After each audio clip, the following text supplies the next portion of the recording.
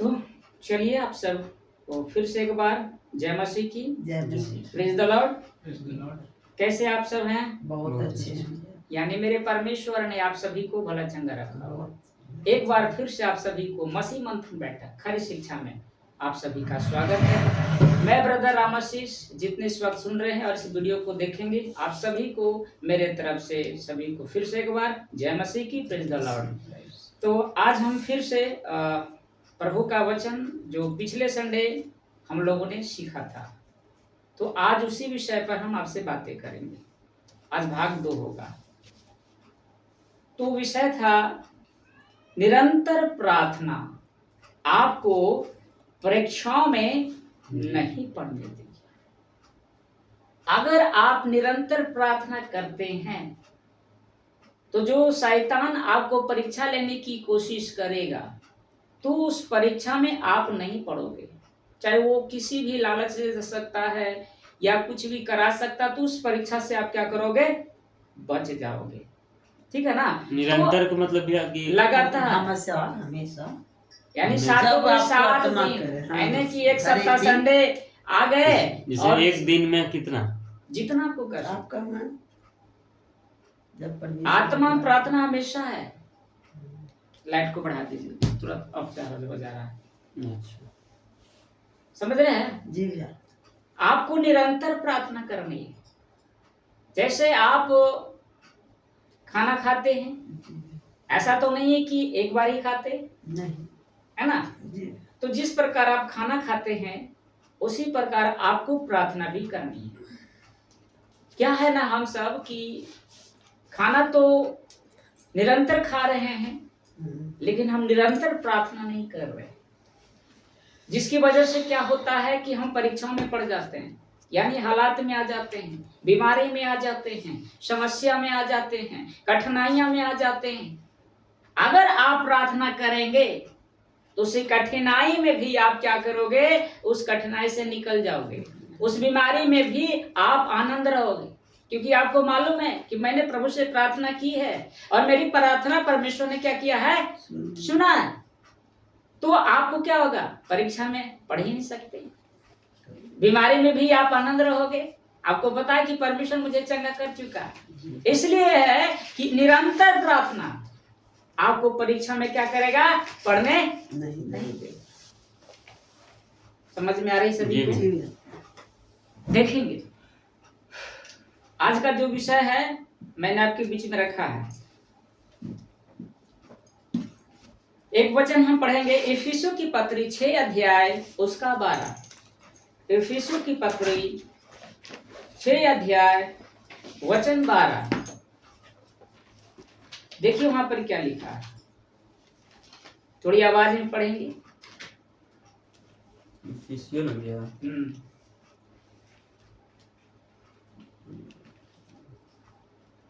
इफिसियों आपको मिलेगा, इफिसियों का कितना बोले थे? 6 अध्याय उसका 12। 12। क्योंकि हमारा यह मल्लयुद्ध लहू और मांस से नहीं परंतु प्रधानों और अधिकारियों से और इस संसार के अंधकार के हाकिमों से और इस दुष्टता की आत्मिक सेनाओं से है जो आकाश में है। ध्यान देंगे यहाँ पर शब्द को।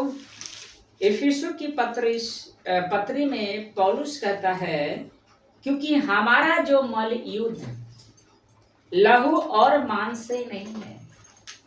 इसका मतलब है कि हमारी जो लड़ाई है किसी इंसान से नहीं है, किसी भी जाति धर्म से नहीं है। हमारी लड़ाई किसी मनुष्य से है ही नहीं है। लिखा है कि क्योंकि हमारा जो मल युद्ध है लहू और मांस से नहीं है परंतु प्रधानों से, अधिकारियों से, बल्कि संसार के अंधकार के हाकिमों से और उस दुष्टता की आत्मिक सेनाओं से है जो कहाँ है? आकाश में है, मध्य आकाश में, यानी दूसरे आकाश में। कौन है वो? सारे कौन कौन है? पहला है प्रधान समझते हैं? भारत का प्रधानमंत्री कौन है? नरेंद्र। वो क्या करता है, पूरे स्टेट को बोलता है तुझे ये काम करना है। ऑर्डर कौन देता है? प्रधानमंत्री स्टेट को। और स्टेट किसको बोलता है? मुख्यमंत्री किसे आदेश देता है? उसके नीचे वाले को। फिर नीचे वाले उसको आदेश देता है। उसी प्रकार शैतान का एक राजा है। वो राजा सभी को काम दिया हुआ है कि तुझे काम ये करना है, तुझे पत्नी पति में लड़ाई झगड़ा करवाना है, किसी को एक्सीडेंट में करवा देना है, किसी को बीमारी दे देना है। ये सारी अंधकार की शक्तियां काम कर रही है और हमें लगता है कि उस इंसान ने किया है, उस मनुष्य ने किया है और हम मनुष्य से लड़ते हैं। लेकिन वचन क्या कहता है कि हमारी लड़ाई किस इंसान से है ही नहीं है। लहू और मांस का मतलब क्या होता है? लहू और मांस, हम लोग क्या है? लहू और मांस यानी इंसान। तो हमारी लड़ाई इंसान से नहीं है, हमारी लड़ाई तो शैतान से है, उसके दुष्टता से, उसके लोग से है। तो आपस में क्यों लड़ रहे हैं? लड़ाने वाला कौन है? सबको भरमाने वाला कौन है? ऊपर बैठा आकाश में शैतान, मध्य आकाश में, बीच में हुआ है। हम लोग पहले स्तर में, पहले आकाश में, दूसरे आकाश में शैतान और तीसरे आकाश में हमारा परमेश्वर है। स्वर्ग कहाँ है? तीसरे आकाश। और दूसरे आकाश में शैतान क्या करता? सभी को भरमा रहा है। इसलिए लिखा है कि हमारा जो मल युद्ध लहू और मांस से नहीं परंतु और प्रधानों से और अधिकारियों से, बल्कि संसार के अंधकार के हाकिमों से, उस दुष्टता की आत्मिक सेनाओं से है जो आकाश में है। हम उसे देख नहीं सकते। और वही क्या करता है? हमारे और आपके बीच में झगड़ा उत्पन्न करवाता है, एक दूसरे से मर्डर करवाता है, न जाने कितने योजना लूसीफर जो है करता है। लेकिन हमें समझना होगा, हमें आपको क्या होना होगा? समझना होगा। देखिए लिखा है कि लहू और मांस से नहीं, इसका अर्थ है कि हमारे असली दुश्मन इंसान यानी मित्र, परिवार, पड़ोसी या विरोधी नहीं है। आपकी लड़ाई किसी से है ही नहीं है। मेरी बात समझ में आ रही है? ध्यान दीजिएगा, लिखा है कि लहू और मांस से ही नहीं, इसका अर्थ है कि हमारे असली दुश्मन इंसान यानी मित्र, परिवार, पड़ोसी या विरोधी नहीं है। जब हम लोगों से कड़वाहट, गुस्सा, घृणा करते हैं तो हम गलत जगह अपनी ऊर्जा बर्बाद करे होते हैं। यानी हम गलत चीजों में लग जाते हैं, उसको मारते हैं, उसको न जाने क्या करते हैं। लेकिन लड़ाई कराने वाला कौन है? शैतान है। और हम लड़ रहे हैं आपस में। वो मुझे कह दिया है, मैं नहीं छोड़ूंगा, वो किया तो मैं भी करूंगा। लेकिन हम समझ नहीं रहे हैं कि हमारे आपस में लड़ाने वाला वो बैठा शैतान है, हमारे अंदर वो काम कर रहा है। तो हम किसी इंसान से लड़ना चाहिए? लड़ना चाहिए, चाहे हिंदू हो चाहे मुस्लिम हो, लड़ाई करनी चाहिए? नहीं करनी चाहिए। लिखा है यहाँ पर कि प्रधानों, अधिकारियों और अंधकार के हाकिमों से, यह शैतान और उसकी सुव्यवस्थित दुष्ट ताकतों की संरचना को दर्शाता है। ठीक है ना? और लिखा है कि जो अदृश्य रहकर, अदृश्य जिसको हम देख नहीं सकते हैं, अदृश्य रहकर संसार में पाप, झूठ, विभाजन और निराशा फैलाने का काम करती है। आज जितने भी देख रहे हैं छोटे छोटे बच्चे, 12 साल 10 साल का बच्चा सिगरेट पी रहा है, 8 साल का तो गुटखा खा रहा है, 8 साल का मर्डर कर रहा है। बताओ कौन कर रहा है?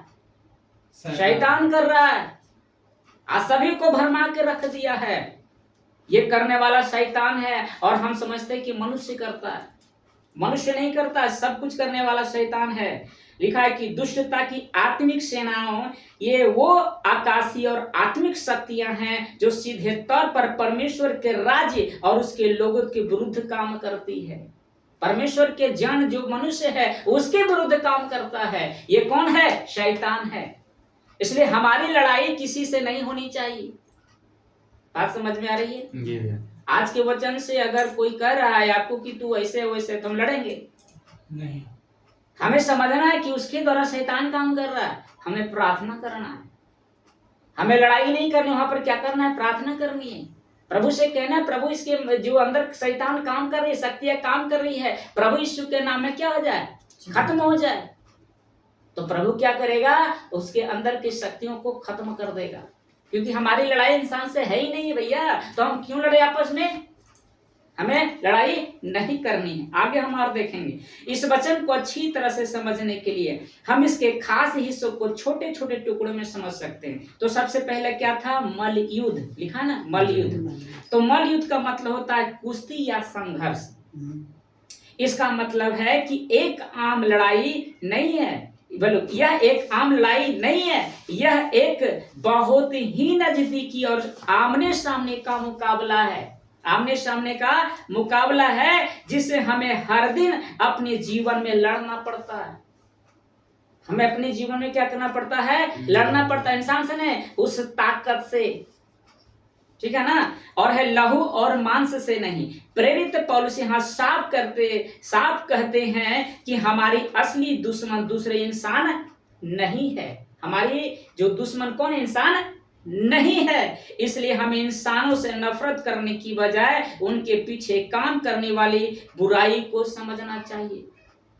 जो कर रहा है हमें समझना चाहिए। इंसान जो कर रहा है, लिखा है ना कि नफरत करने की बजाय, हम नफरत करते हैं ना, नहीं नफरत करते हैं, पड़ोसी से बात नहीं करते हैं, रिश्तेदारों से बात नहीं करते हैं, पति जो पत्नी से बातें नहीं करता, बेटा बाप से नहीं करता, क्योंकि नफरत लगता है कि ये कर रहा है। लेकिन कौन करने वाला है, शैतान कर रहा है। ये हमें समझना है, आपको भी समझना है।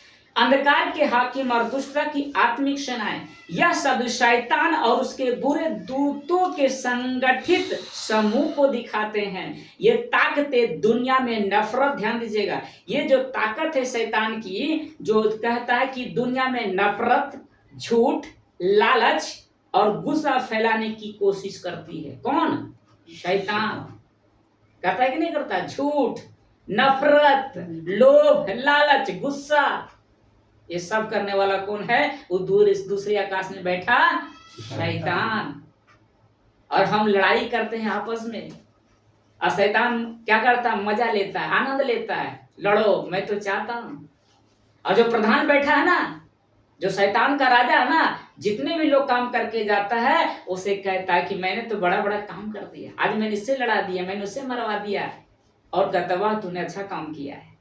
शैतान शाबाशी देता है, तूने अच्छा काम किया है। तो हमें बचना है ना, हमें उसकी ताकतों को समझना है। देखिए इंसान, देखिए एक कमजोर एक बलवान होता है, तो बलवान को तो लगता है कि मैं पटक दूंगा, लेकिन एक जो होता है बुद्धिमान होता है, वो बुद्धि से मार देता है, उसे बढ़िया, लेकिन बुद्धि से उसे पटक देगा। तो आपको और हमें बुद्धि से शैतान से काम लेना पड़ेगा, नहीं तो वो ताकत ज्यादा है, आपको हरा देगा। तो हमें बुद्धि से, परमेश्वर की ताकत से हमें उसका सामना करना है। आगे हम देखेंगे। तो लिखा है प्रश्न में कि हमें क्या करना चाहिए। प्रश्न है हमें क्या करना चाहिए, तो बताते हैं, चूंकि हमारी लड़ाई आत्मिक, जिसको कहते हैं अदृश्य शक्तियों से है, इसलिए हम इसे इंसानी हथियार कौन है, गोली, बंदूक, तलवार, ये नहीं इंसानी हथियार है जी, और इसे है ज्यादा। तो लिखा है कि जैसे गुस्सा, बदला लेना से नहीं जीत सकते, बल्कि इसके ठीक अगले वचन ही यानी इफिसियों 6:13 में इसका उपाय बताया गया। क्या है, पढ़िए 13, इसी का 13, 6:13।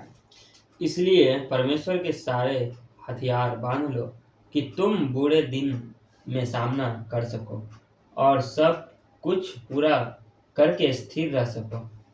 लिखा ना, लिखा कि परमेश्वर के सारे हथियार बांध। वो हथियार नहीं भैया जो मेरे पास है, उसे हम नहीं जीत पाएंगे। परमेश्वर के हथियार कौन है, उसे हमें लेना होगा। पढ़िए 13, 14, 15, 16, 17, 18 तक पढ़ेंगे। इसलिए सत्य से अपनी कमर कसकर और धार्मिकता की झिलम पहनकर और पांवों में मेल के सुसमाचार की तैयारी के जूते पहनकर और इन सब के साथ विश्वास की ढाल लेकर स्थिर रहो, जिससे तुम उस दुष्ट के सब जलते हुए तीरों को बुझा सको और उद्धार का टोप और आत्मा की तलवार जो परमेश्वर का वचन है ले लो।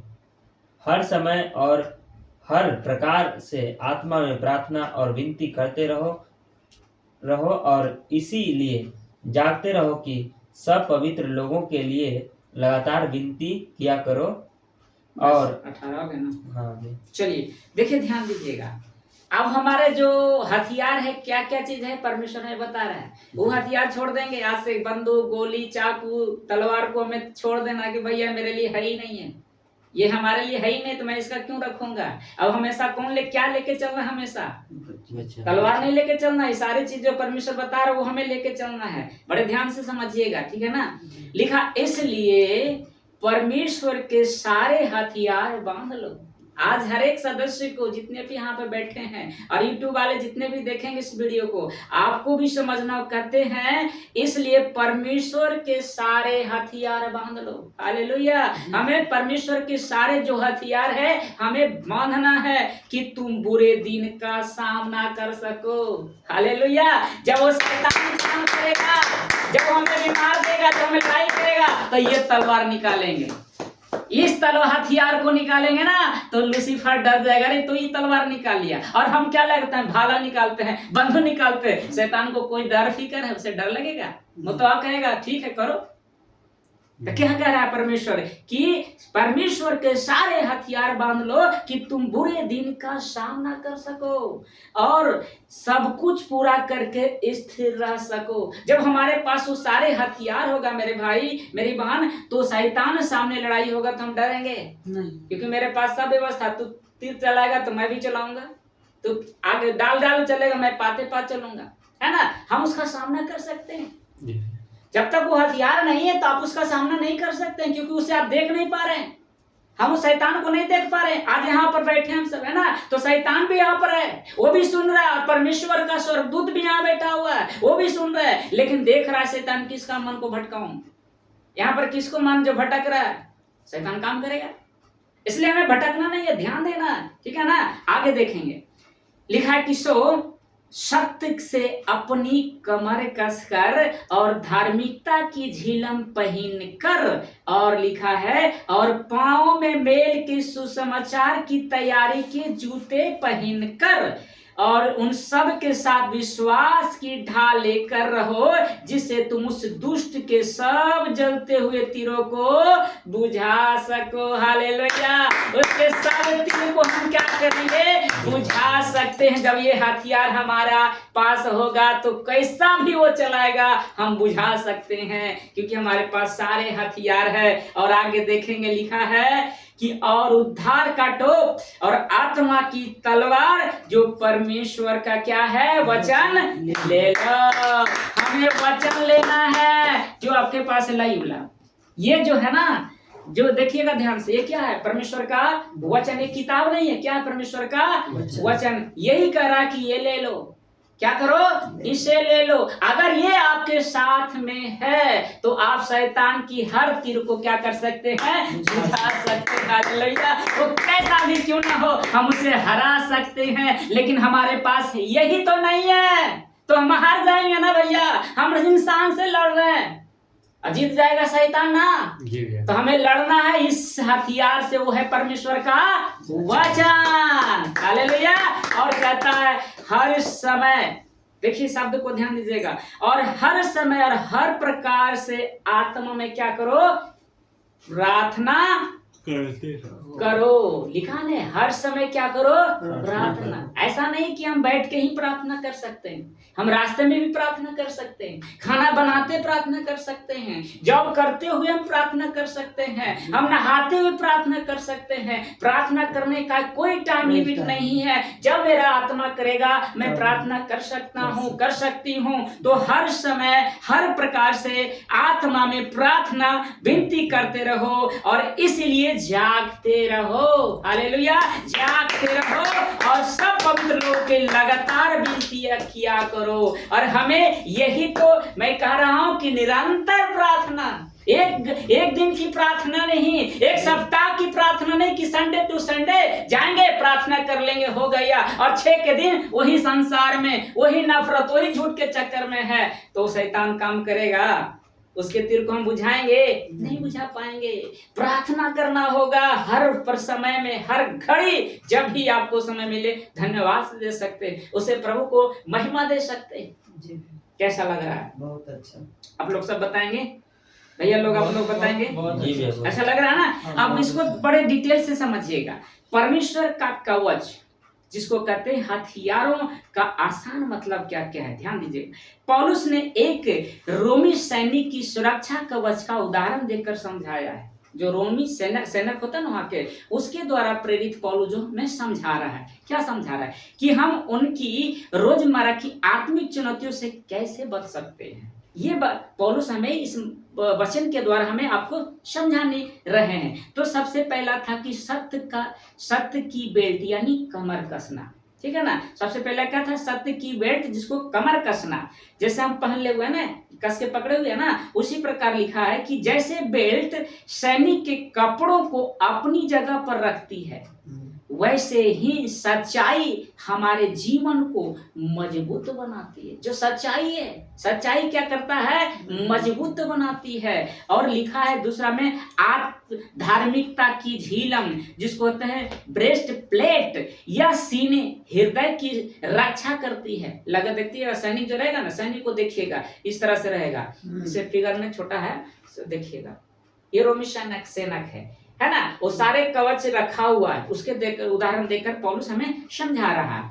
तो लिखा है कि यह सीने हृदय की रक्षा करती है, सही काम करना और परमेश्वर की धार्मिकता में चलना हमारे दिल की बुराई से क्या करता है? बचाता है। और तीसरा है सुसमाचार के जूते, जूता बोला था ना, तो सुसमाचार के जूते, यह हमें शांति का संदेश फैलाने और जीवन के रास्ते पर बिना डगमगाए दृढ़ता से चलने की तैयारी देता है। ये सुसमाचार सुनाता, जैसे आप लोगों को ये सुसमाचार मिला कि हाँ यहाँ पर होता है, तो कौन काम किया? चल कर गए, है ना, कौन से 5 जूते से चल कर गए आपके पास और उन्होंने सुसमाचार सुनाया, तो आपने क्या किया? विश्वास किया और शांति पाया। लिखा है इस प्रकार कि हमें शांति का संदेश फैलाने और जीवन के रास्ते पर बिना डगमगाए दृढ़ता से चलने की तैयारी देता है। वो है कौन सा? सुसमाचार के जूते। और लिखा है विश्वास की ढाल।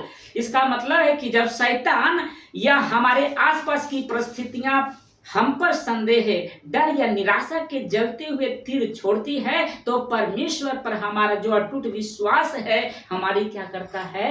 रक्षा करता है। अगर आपका विश्वास है, अगर वो तीर चला रहा है, वो कुछ भी कर रहा है, तो परमेश्वर क्या करेगा? वो आपको रक्षा करेगा। आपको विश्वास रहेगा तो क्या करेगा? परमेश्वर बचाएगा, रक्षा करेगा, जैसे सैनिक रक्षा करता है, ठीक है ना। आगे है उद्धार का टोप। उद्धार का टोप, इसका मतलब इसको कहते हैं हेलमेट। यह हमारे सिर यानी हमारे विचारों की रक्षा करता है। विचार का मतलब गलत सोच, है ना। देखते किसी को देख के गंदा सोच भी आ जाता है ना, जलन भी आ जाता है, तो वो है हेलमेट के बारे में हो रही है। उद्धार का टोप, जिसको हेलमेट कहते हैं, यह हमारे सिर यानी हमारे विचारों की रक्षा करता है। यह भरोसा कि हम यीशु मसीह के द्वारा बचाए गए हैं, हमें मानसिक रूप से क्या होनी चाहिए? मजबूत होनी चाहिए, है ना। मन में कोई तरह का, दिमाग में कोई तरह का गंदगी नहीं होनी चाहिए, बिल्कुल साफ होनी चाहिए, ठीक है ना। और आगे है छठा, आत्मा की तलवार। और ये इंपॉर्टेंट चीज है, आत्मा की तलवार यह इकलौता हमला करने वाला हथियार है। ये इकलौता है जो हम उस पर हमला मतलब अटैक कर सकते हैं, जो कि परमेश्वर का क्या है? वचन है।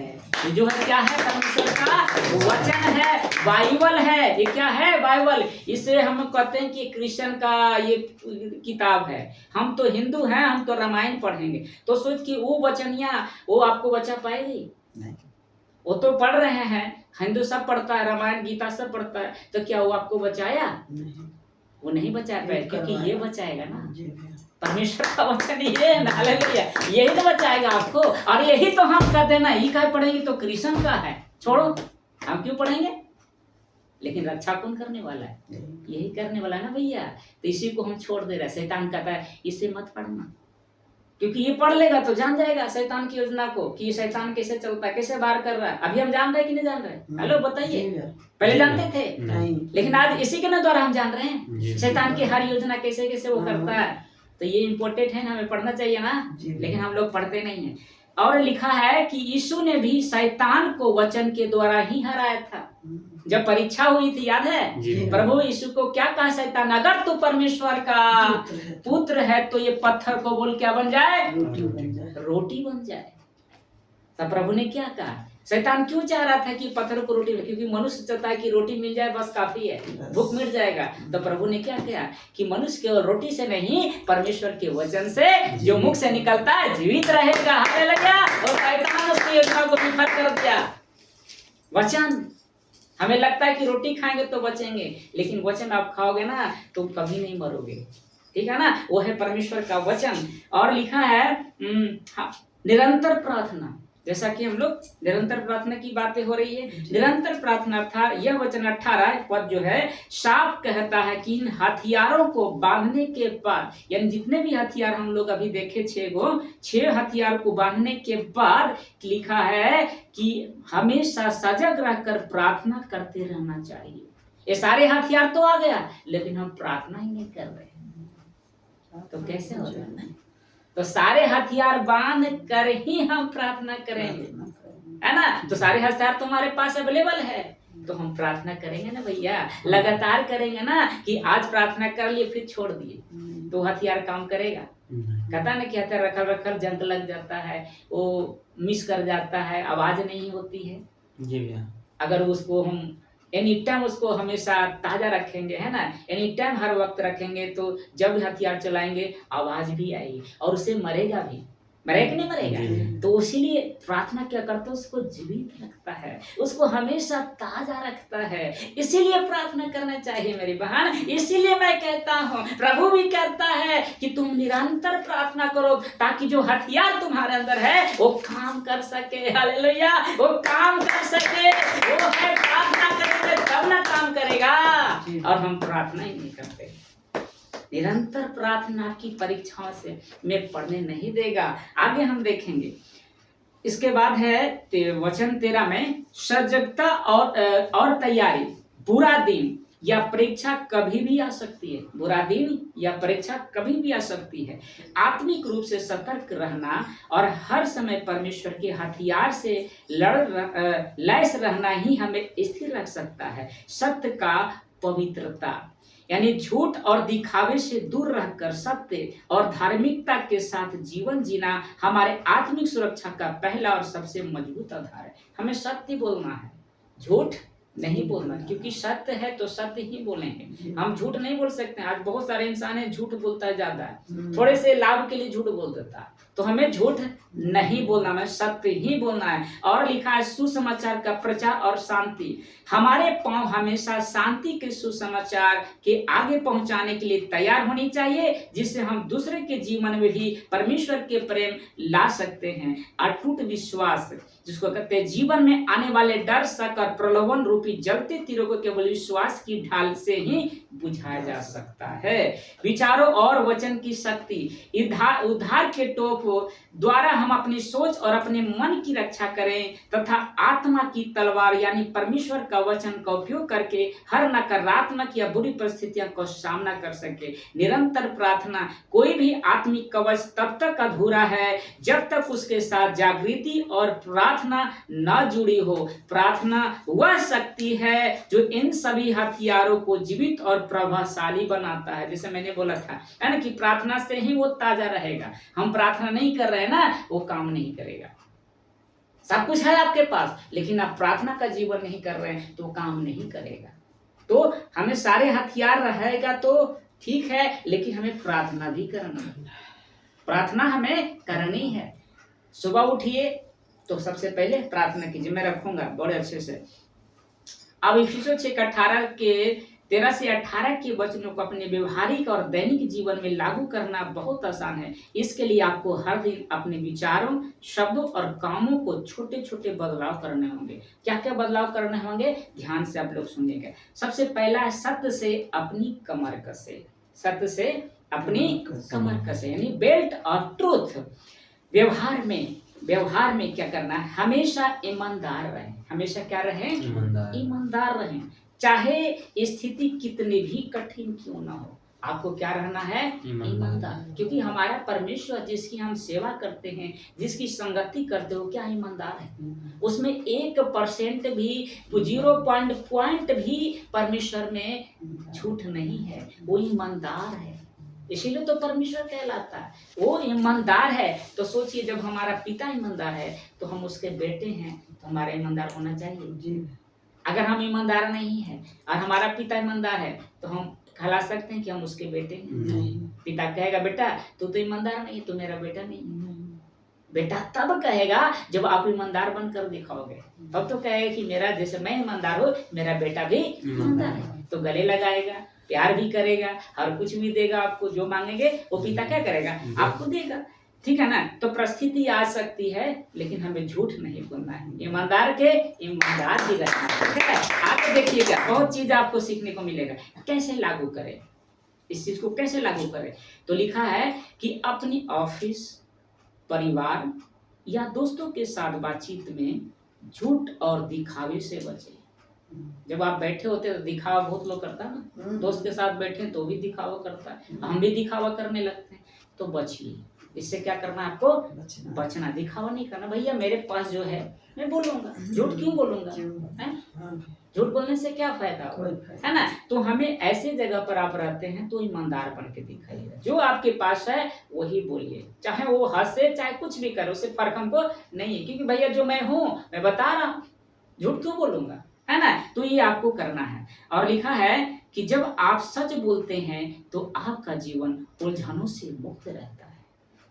जब आप सत्य बोलते हैं तो जो समस्या आती है उससे क्या करते हैं? बच जाते हैं। सोचिए ईमानदार बनना कितना लाभ है। ईमानदार बनने से कितना लाभ हो रहा है। अगर हम ईमानदार नहीं है तो परिस्थितियां आएगी तो बर्बाद हो जाएंगे। अगर हम ईमानदार हैं, परिस्थितियां भी आएगी तो हमें क्या करेंगे? बच जाएंगे ना? नहीं बच जाएंगे, उलझनों से मुक्त हो जाएंगे ना। अब है दूसरा, धार्मिकता की झिलम पहने, जिसको कहते हैं ब्रेस्ट प्लेट ऑफ राइटियसनेस, यानी व्यवहार में वही काम करे जो परमेश्वर की नजरों में सही है। आपको वही काम करना है जो परमेश्वर की दृष्टि में सही है। अगर उसकी दृष्टि में सही नहीं है तो हम वो काम नहीं करेंगे। अब देखिए, दुकानदार में सिगरेट बेचता है, खैनी बेच रहा है, गुटखा बेच रहा है, ये सही है? नहीं। ये सही नहीं है तो परमेश्वर उसके साथ रहेगा? बोलिए, समझ में आ रही है तो बताइए। परमेश्वर के नजर में क्या है? गलत है, गलत। हम दुकानदार दे रहा सिगरेट नहीं रहे तो हमारा दुकान नहीं चलेगा जी। खैनी नहीं रहे, गुटखा रहे, हमारा नहीं चलेगा जी। लेकिन सोच के देखिए कि सब रखता है तो परमेश्वर सब देख रहा है ना।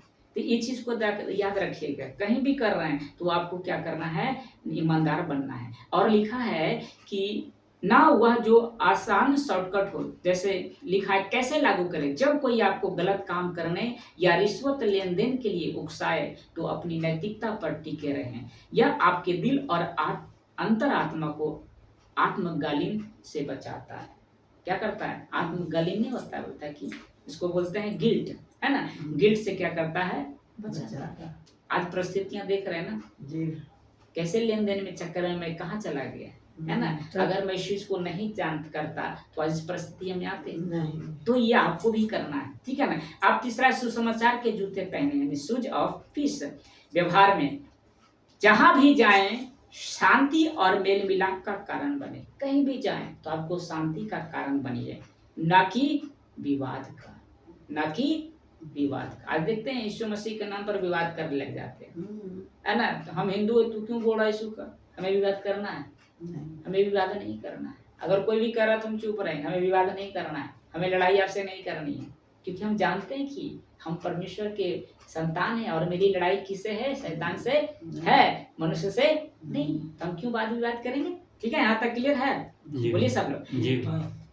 उसके बाद है कैसे लागू करें? यदि आपके परिवार कार्यस्थल पर कोई बहस चल रही हो तो आग में घी डालने की बजाय शांति दूत बने। आग की में घी नहीं डालना है कि वहां पर आपस में लड़ रहा है और कुछ ऐसे बात बोले कि और लग जाए। ये काम आपको नहीं करना है। आप मसीह है ना भैया, तो आपको ये काम नहीं करना है। सबको समझिएगा बड़े ध्यान से, ठीक है?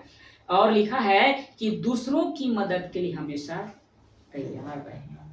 मदद जितना हो सके तैयार रहिए, पैसे से, बल से, बुद्धि से, जैसे भी आपको मौका मिले तो मौका को छोड़िए नहीं, तैयार रहिए, क्योंकि हमारा परमेश्वर भी वो क्या करता है, मदद करता है ना। तो हमें भी मदद करना है। विश्वास की ढाल उठाएं, यानी शील्ड ऑफ फेथ। व्यवहार में नकारात्मक विचारों, जो गलत विचार इसको कहते हैं, नकारात्मक विचारों, शंकाओं और लिखा है डरावनी खबरों के सामने परमेश्वर के वादों पर भरोसा रखें। नहीं, जैसे बीमार आ गए तो डर जाता, अब क्या होगा, मेरे साथ परिस्थितियां आ गई ना, आप लोग को पता है ना, मेरे साथ परिस्थितियां, तो मैं डर जाता, अब क्या होगा, मैं क्या कर रहा हूँ, भरोसा रखा हूँ किस पर, परमेश्वर पे। तो आपको भी क्या करना है, भरोसा रखना है। कैसे लागू करें, ध्यान दीजिएगा। तो जब जीवन में असफलता समझते हैं, जैसे कोई तैयारी कर रहा है, नहीं हुआ तो नहीं करते, भगवान क्या कर दिए, है ना। तो लिखा है कि असफलता, बीमारी, आर्थिक तंगी आए तो यह ना सोचे कि सब खत्म हो गया, ये ना सोचे कि सब कुछ खत्म हो गया। इसके बजाय प्रार्थना करें और विश्वास रखें कि परमेश्वर आपके साथ है और वह सब कुछ क्या करेगा, ठीक कर देगा। हमें ये नहीं करना कि मेरा जीवन तो खत्म हो गया, अब तो नौकरी नहीं हो, क्या करेंगे, नहीं करना। परमेश्वर आपके लिए बहुत कुछ रखा है। हमें आत्महत्या नहीं करना, बहुत लोग आत्महत्या कर लेता है, अब क्या करो, कोई फेल हो जाता है मैट्रिक में, इंटर में, क्या करता है, आत्महत्या कर लेता है। नहीं, परमेश्वर अगर फेल हो गए तो क्या, परमेश्वर मुझे देगा, दूसरे काम देगा, मेहनत करो। मैं कई बार चीज में नहीं असफल हो गया, मैंने नौकरी किया, मैं क्या बोलता है, बिहार पुलिस में सब कुछ काली हाइट में चढ़ गए, है ना। तो क्या करें, परमेश्वर मेरे लिए रखा है, तो आत्महत्या कर ले, नहीं, ये गलत है। 5वां, उद्धार का टोप पहने, यानी हेलमेट ऑफ सेलिब्रेशन। व्यवहार में आपके मन और विचारों की रक्षा करें। मन को क्या करना है, विचार को रक्षा करना। जो चीजें आप देखते हैं और सुनते हैं उन पर ध्यान न दें। आपको जो देख रहे हैं, सुन रहे हैं, उस पर कभी गौर नहीं कीजिए। जो कुछ देख रहे हैं ना, ये संसार, ये पृथ्वी, चंद्रमा, सूर्य वास्तव में नहीं है, खत्म हो जाएगा।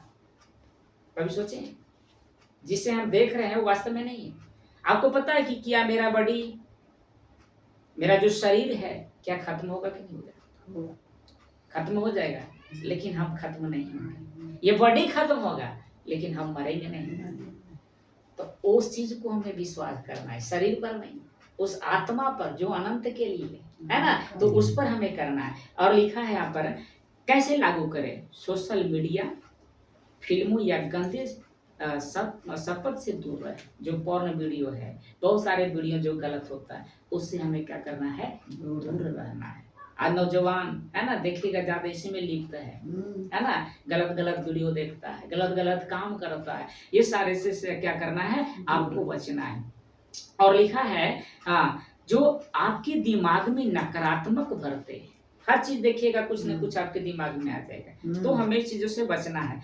खुद को रोज याद दिलाए कि आप परमेश्वर की संतान हैं और आप सुरक्षित हैं। हम क्या हैं, सुरक्षित हैं। ये करना है। आत्मा की तलवार, मैं समाप्त कर दूंगा क्योंकि अगला संडे को चलेगा। आत्मा की तलवार का इस्तेमाल करें।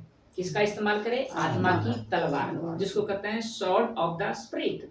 यानी व्यवहार में जब भी आपके मन में गलत विचार आए तो बाइबल के वचनों को जोर से बोलकर उनका सामना करें। क्या करें, उसका सामना करें। क्या चीज व्यवहार में बोले थे, जब भी आपके मन में गलत विचार आए, है ना, गलत विचार जब भी आपके मन में अगर आए तो आपको क्या करना है, बाइबल का जो वचन है उसको आपको बोलकर पढ़ना है, आवाज में पढ़ना है, ठीक है ना। आवाज में उसको बोलकर उसका सामना करें। कैसे लागू करें, रोज बाइबल का कम से कम एक वचन पढ़ें, कम से कम एक वचन पढ़ें, उसे याद रखें। उसे क्या करें, याद रखें। उदाहरण के लिए जब डर लगे तो कहें, परमेश्वर मेरा क्या है, चरवाहा है, मुझे कोई घटी न होगी। हालेलुया। ऐसे याद रखना है, ठीक है ना। और निरंतर प्रार्थना करें, जिसको प्रे कंटिन्यूअसली, यानी व्यवहार में प्रार्थना को सिर्फ सुबह शाम का नियम ना बनाएं। ध्यान दीजिएगा, हम लोग सुबह शाम करते हैं, है ना, ये आदत बनाते, चलो सुबह कर लिए, शाम कर लिए, लेकिन वचन क्या कहता है कि दिन भर में प्रार्थना को सिर्फ सुबह शाम का नियम ना बनाए, बल्कि इसे परमेश्वर के साथ एक बातचीत की तरह रखे।